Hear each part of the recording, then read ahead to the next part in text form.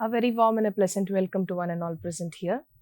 Today, we'll be dealing with module number 8, which is the Vedas unveiled, the spiritual significance of Vedic chants.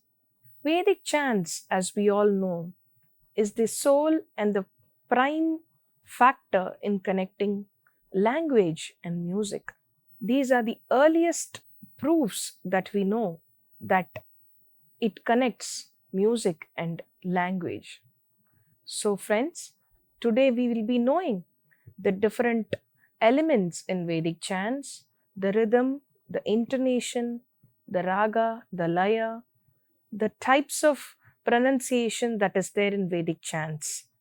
So, let's all embark on this journey of knowing the relationship between music and Vedic chants. Amongst the 4 Vedas that we already know, it is the Samaveda, which is the Veda of melody. It talks about rhythm, it talks about intonation, it talks about music, it talks about different elements of music.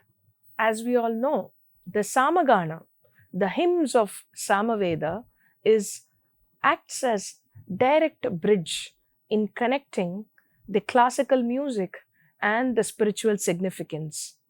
As a result, it is a pride to know and understand that the UNESCO has recognized Vedic chants as the intangible cultural heritage as ever. Now, let us know different Vedic chants, its elements, and different parts of music and musical references in Vedic chants. The musical significance of Vedic chants. What are Vedic chants? Who has to do this? How do they do it? In what intonation do they do it? How is it directly connected to the spiritual bliss? And how is it that it is getting connected with this part of classical language or classical music for that matter? So let us all know. These Vedic chants are an integral to Indian music rendition.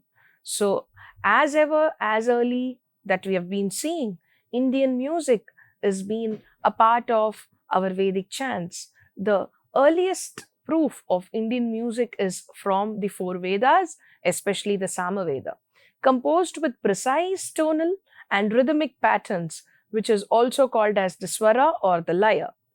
The foundation of music in India was directly related to Samaveda as the origin of Indian classical music.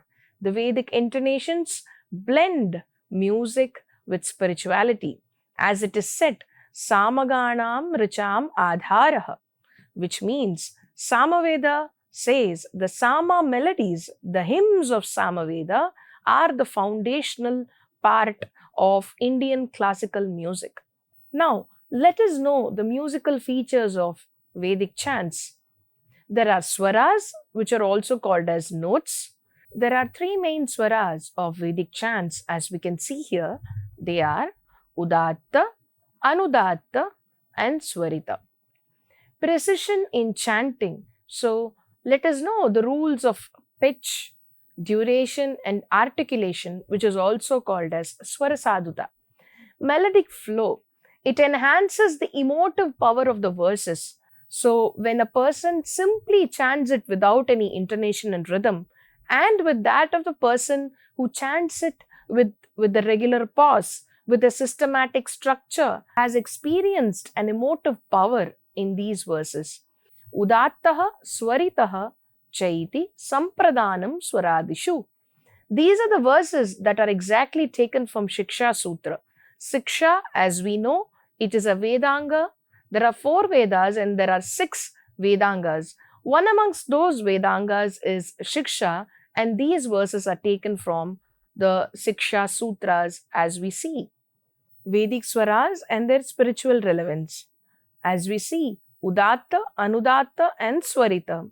These represent different forms in Vedic chants. Let us know what they are. Udatta represents the divine and the transcendental energy while chanting. The Anudatta Swara represents individual to the earth, the connectivity between the human form and the earth. Swarita acts as a bridge between the physical and the divine realms. Their precise pronunciation ensures the chant's efficacy and the resonance with the cosmos. Swaraha Brahmano Rupam. Swaras are directly the forms of Brahman, the ultimate truth, the ultimate spiritual bliss. And this is also once again taken from Siksha Sutras. The Swaras are the embodiment of Brahman, as we see here. Importance of Swaras, the notes as we call them in Vedic chants. As we have seen, Udatta is nothing but high-pitched note indicating elevation and energy. Anudatta is a low-pitched note signifying calmness and grounding. Swarita is a mid-tone that balances and connects the above two. So creates a dynamic, meditative auditory and a blissful experience altogether. Udatta anudattayoho swaritam madhyame bhavet. This is also taken from Siksha Sutra, which is a Vedanga. The Swarita arises as a balance between Udatta and the Anudatta. Samaveda and its musical legacy. We all know Sama, the Saman, means musical notes, musical chants of Vedas. Sama hymns sung in melodies. It is a roop of Gana. It is a form of Gana. Ancestors of Raga system in Indian music have been very, very popular generally. Let's see the use of tones and ragas in this. Melodic improvisations, precursors to classical ragas, were using Sama as the base for their music, chanting infused with devotion. So those days, or the music that is spoken by us from the Samaveda is just not something which is just seen as an art form alone. It is also infused with lot of bhakti and devotion. Samnam Gayatram Ganam. Samaveda says the Gayatri of Sama is sung as a melody. This is the origin of music in Samaveda. Samagana, the art of singing Vedic hymns, especially the Samaveda itself. Samagana means merging of words, the text, with melody, the Sangita, sung in a very, very specific melody. Gana Chandaha. Chandas, as we see, these are the meters in which you sing particular verses. Structure of Sama chanting is Jati, the basic tune, Sthai, the base note, and Antara, the variation. Samaganam, Samnam, Sreshtham. The singing of Sama is the supreme among all the hymns. Let us see Samaveda's global musical relevance.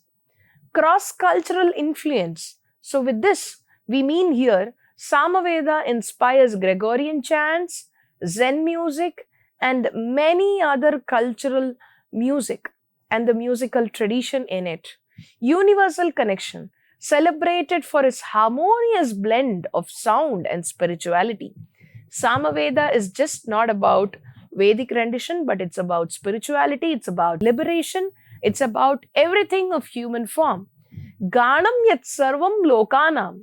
Music is the joy of all the world present.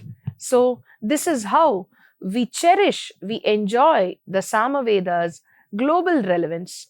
Influence on Indian musical scales, the ragas as we call them.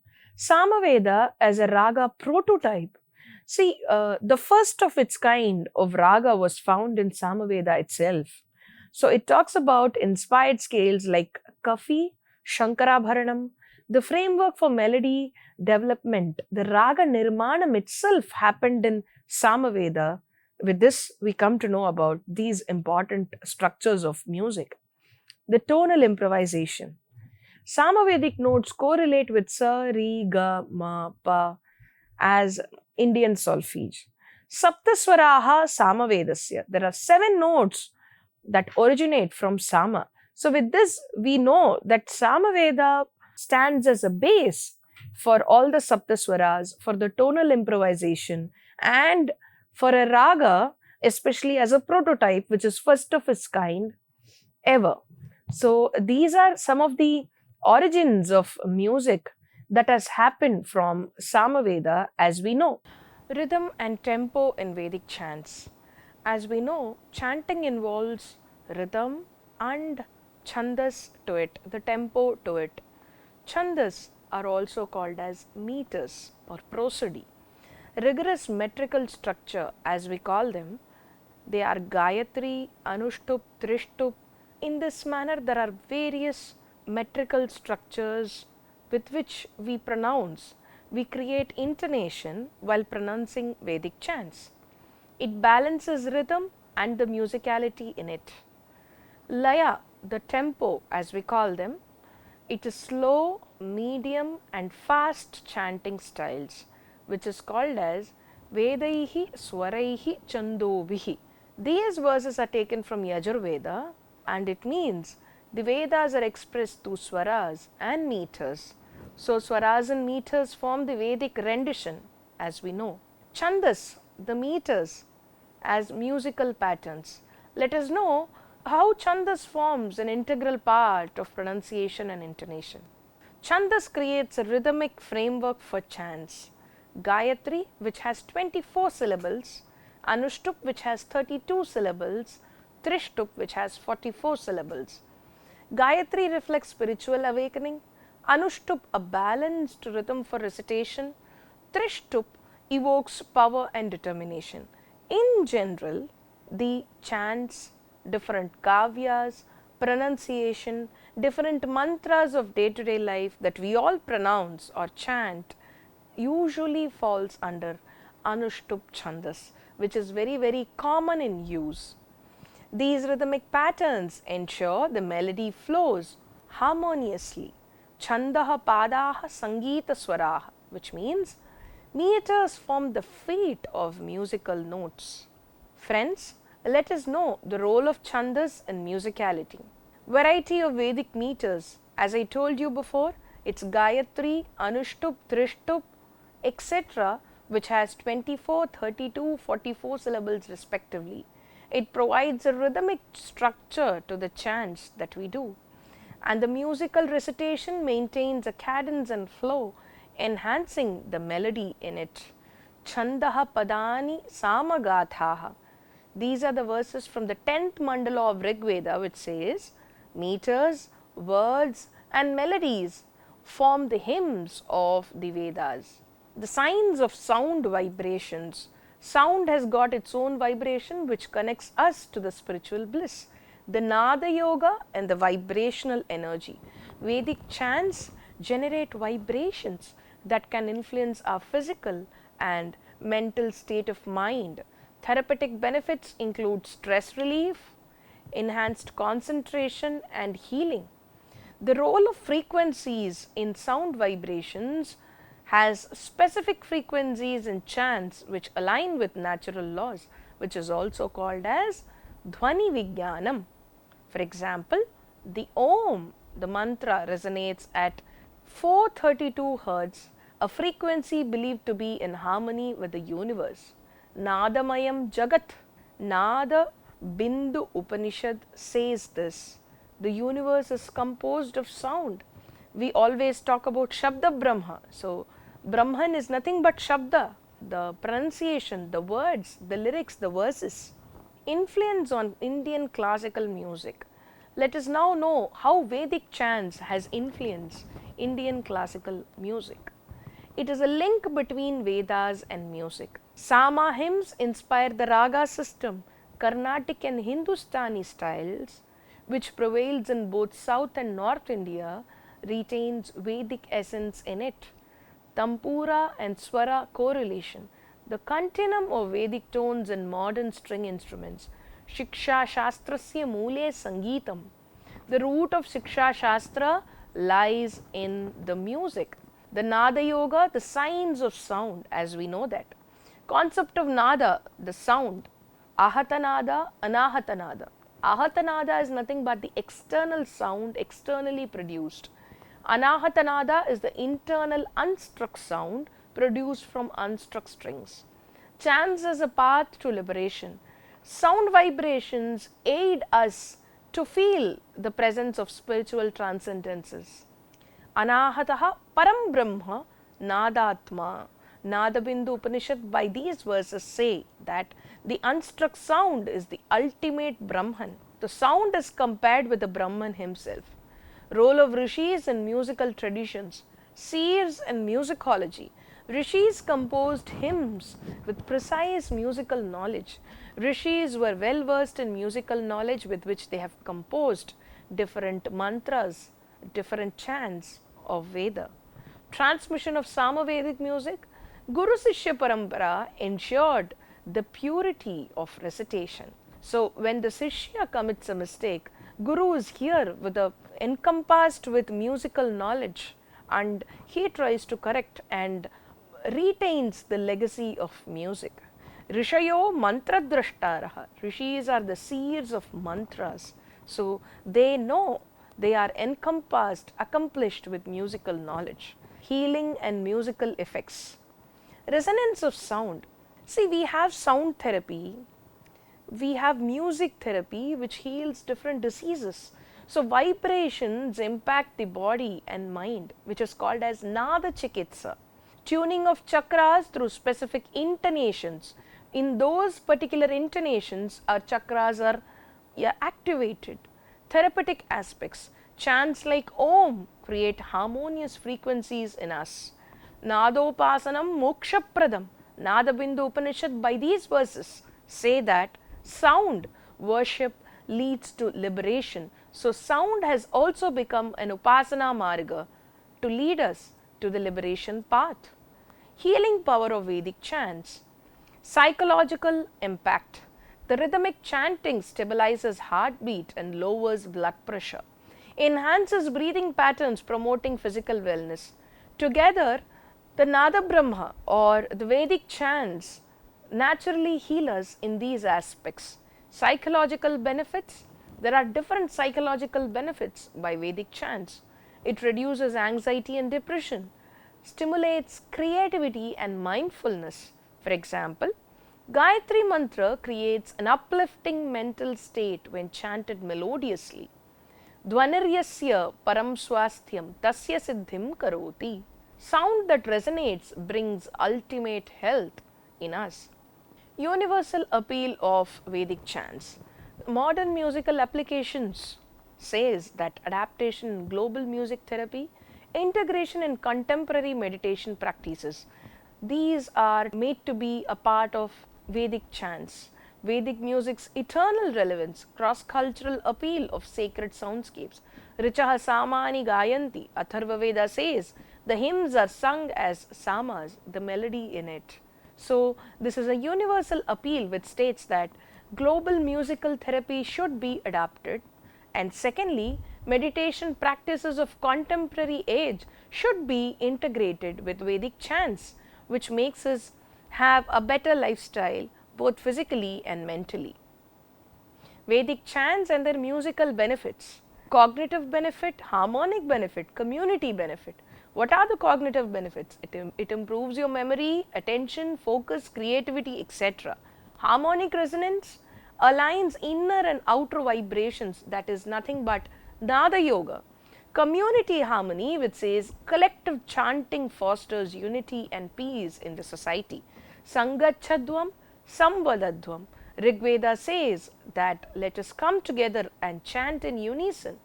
There is also this emotional impact of Vedic chants. Rasas, the music therapy put together, has good amount of emotional impact in us. Let's see how it works. Rasas, the emotions, infuses 9 classical emotions. Rasas, peace, shanti, devotion, bhakti, and joy, ananda. Musical therapies that promote emotional well-being and mindfulness. So this music therapy has grown up to such an extent that it controls, it regulates, it's systematic way of doing mindful work, and human well-being is also controlled by it.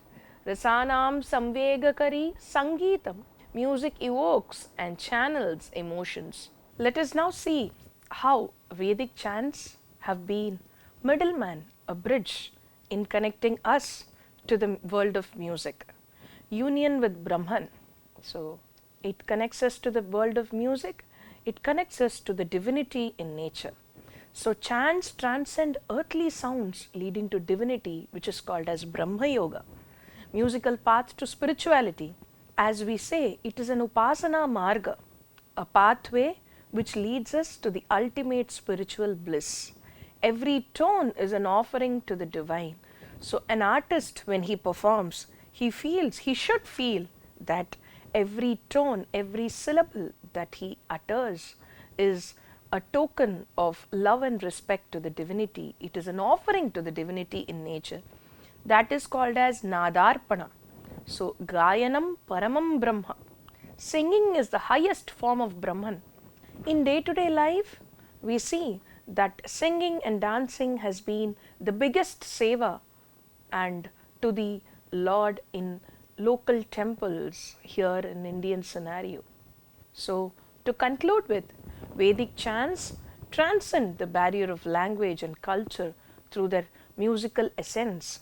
They inspire harmony within and connect us to the universal rhythm, a timeless bridge between sound and spirituality. Nadaha Paramam Brahma. Nadabindu Upanishad says sound is the ultimate reality. So, friends, we have seen what is a Vedic chant, how it is being chanted, and what are different types of rhythms, intonations, laya that Vedic chants have. And also we have seen that how Vedic chants connects us to the language, to the spiritual divinity. It leads us to the Upasana Marga. Nada Brahma, the sound Om or Gayatri mantra, for example, leads us to harmony and peace. The vibrations play a vital role in chanting. So these are some of the things that we have seen in this module. Thank you so much.